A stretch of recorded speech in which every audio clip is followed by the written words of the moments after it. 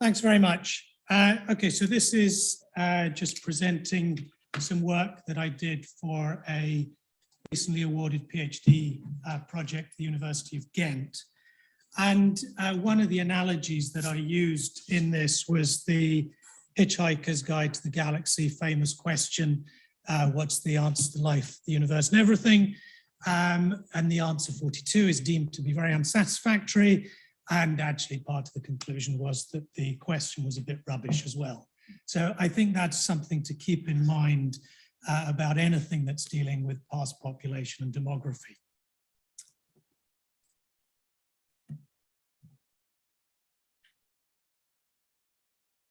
Is this working off the mouse or the,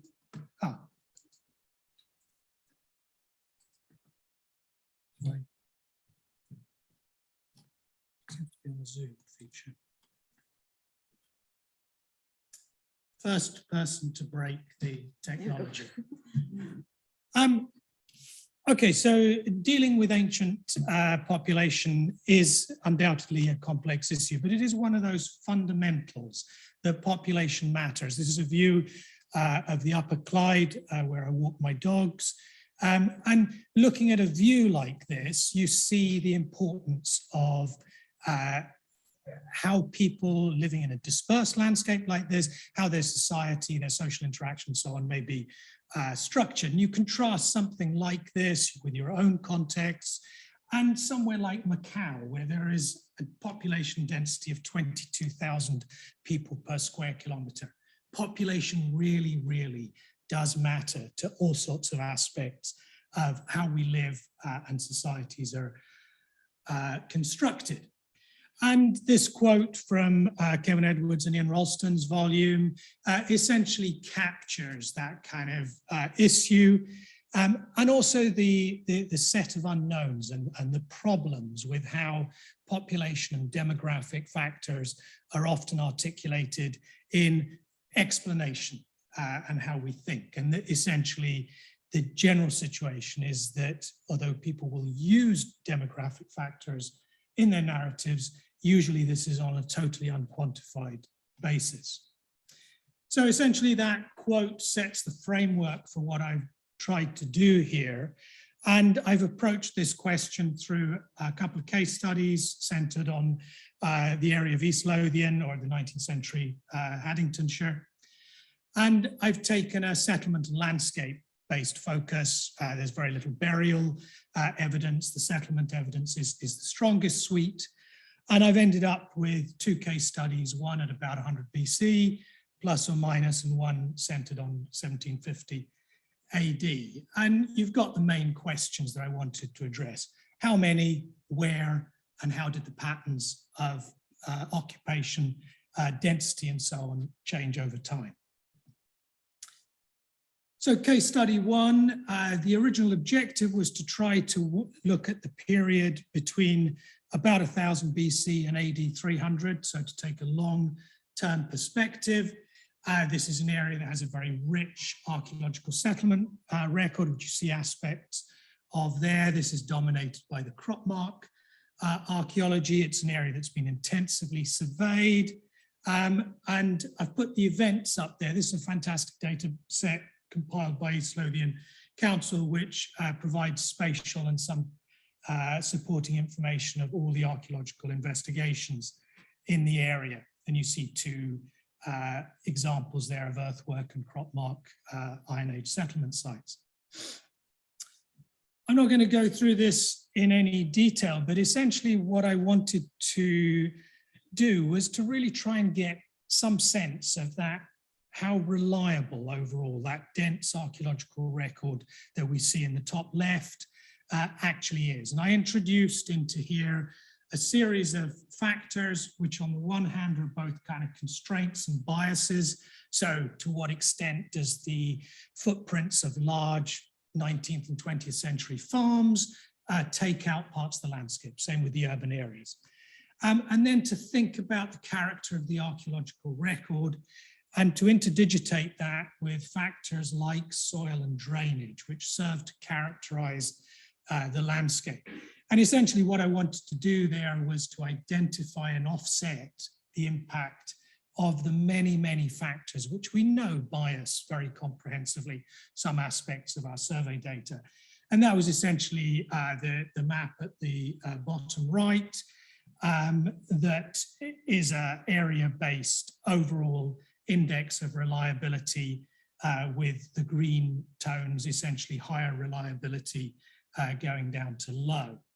And I wanted to have that background of a robust assessment of the reliability of the record before I started trying to model anything on the basis of it.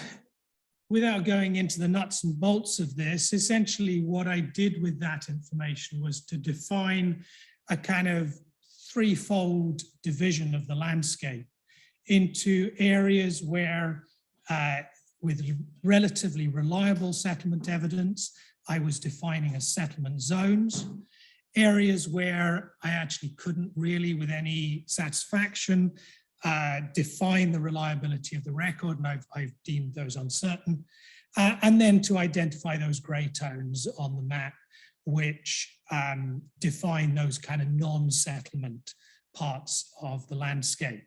And this is, to remember, just referencing back to Graham's talk, this is within the context of later prehistory. And what I'm trying to illustrate with the two detailed maps on the other side of the screen is essentially that within this landscape, we're both seeing this kind of overall zoning and division of the landscape, but we're also seeing patterning. We're seeing recurrent juxtapositions of sites. In the case of the top one, two sites which seem to be broadly morphologically similar, perhaps have similar complex sequences sitting either side of a medieval and post-medieval parish boundary. The green map shows you the regular disposition of late Iron Age rectilinear settlements. So we're seeing in here patterning, both at a landscape scale and in slightly more detail, which indicates aspects of the disposition of past peoples and their population. And I put up the Mesolithic, Neolithic and Bronze Age distributions just to highlight the extent to which some of this broad zonation, and there's only aspects of it, but some of this broad zonation of the landscape seems to have its origins in earlier prehistory, and that we're seeing echoes of that going down through time, something I'll come back to later. So in this period that I'm trying to deal with, we see complex settlement lifeways, if you like. And what the graphic at the top is trying to convey, and this is taking echoes of what Zach was saying earlier on, that at foundation, a settlement may have a whole series of different potential trajectories. It may be founded and stay there forever. It may be characterized by intermittent pulses of reoccupation, abandonment and reoccupation. So a very, very complex pattern within East Lothian. And you see an illustration of that on the two LiDAR-derived visualizations on the right-hand side, where Kidlaw at the top represents very much a stack of different phases or remodeling. We don't know whether there's discontinuity in here, but essentially how you play it, maybe 4 or 5 phases of different occupations, either in a stack or continuously modified. Whereas Black Castle, the much more simple example at the bottom, potentially represents one element of that stack that we're seeing at Kidlaw. And this is a very repetitive pattern, that you may get a settlement that represents a single pulse in time, whereas you may get other settlements that are clicking on and off throughout time. You see the main kind of issues there, including the problems of dating, for example, in establishing contemporaneity of occupation. And where that took me, although I had an aspiration to look at this kind of 1500-year period, that basically the good evidence focused entirely into the period about 100 BC plus or minus a century or so. And this settlement pattern can be characterized with a range of different types of settlements, rectilinear, enclosed farmsteads, which migrate from enclosed to unenclosed phases, may have unenclosed predecessors, The forts, Brocksmith is illustrated in the bottom right, which also go through a similar process, but also then within the landscape illustrated at the bottom and labeled D, a series of unenclosed settlements. So a morphologically diverse settlement pattern. And I've already mentioned contemporaneity in here. One of the big problems in here is that we do not have the dating evidence to tell us when one settlement was occupied and another one. Is settlement moving around the landscape? Do we have settled landscapes of contemporaneous occupations? And in there, it's very, very difficult to establish with any certainty also ultimately how representative the archaeological record is. You then take that through into the kind of things that you might need to work through to calculate how many people. And we have ground floor plans. That doesn't tell us how many people occupied a building. We have excavated and unexcavated plans of settlements. Again, we don't actually know how much of a settlement was occupied, how many buildings that we see were occupied contemporaneously.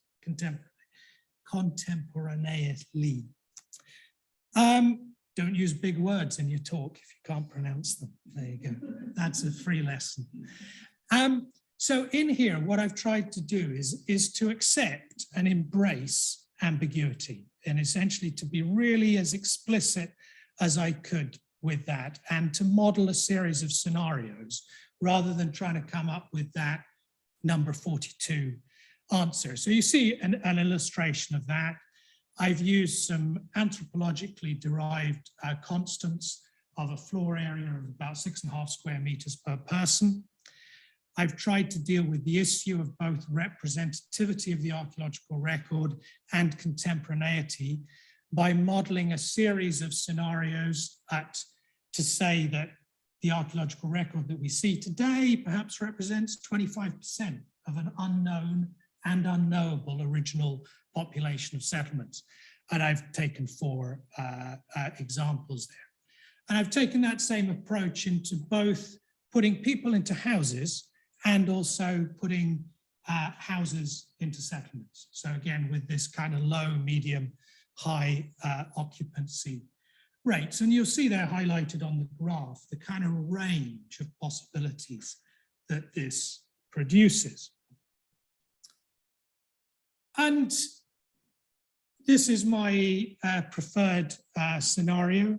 I believe that most of our settlement derived distributions are inherently unrepresentative of the past. There's a lot out there that we're not seeing. So I've taken in here a 25% of an original settlement population scenario and essentially multiplied that up through number of people per houses, number of houses per settlement, and come up with this graphic, which is trying to identify those areas of the landscape and the relative densities of population.